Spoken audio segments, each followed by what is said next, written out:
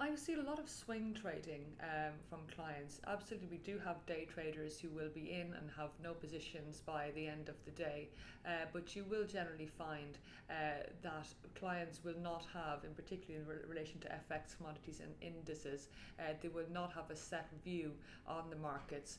They will be very inclined to trade it upwards and downwards and take advantage of swing highs and swing lows.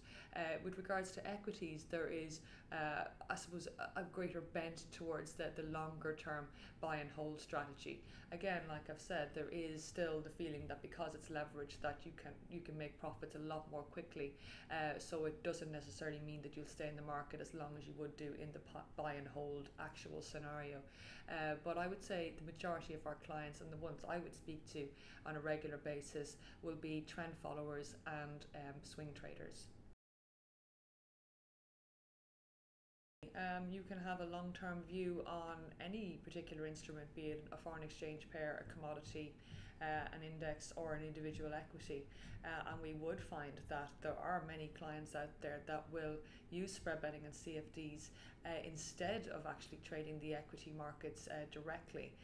What you will find as well is that CFDs and spread betting can be used as hedging tools, particularly CFDs, because of the tax advantages that it offers. You can offset any losses and capital gains against each other in the underlying market and the CFD market. So you will find that as a hedging tool, CFDs will normally be run for a longer period of time due to the fact that they're there just purely to hedge another position.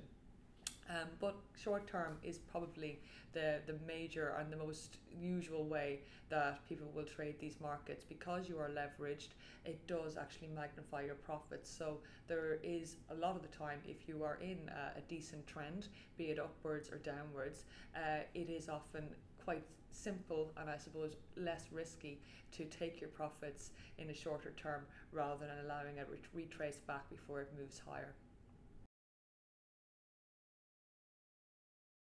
Well, if you feel that there's going to be currency risk in your equity portfolio, you could obviously take out a trade on the sterling dollar pair or the euro sterling pair to protect your interest. So if you feel that sterling may fall in value, you could perhaps take a short position on sterling against the US dollar perhaps, which would offset any losses in your underlying portfolio.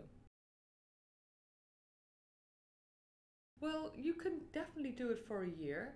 You could use the futures markets and the FX forwards in order to do that.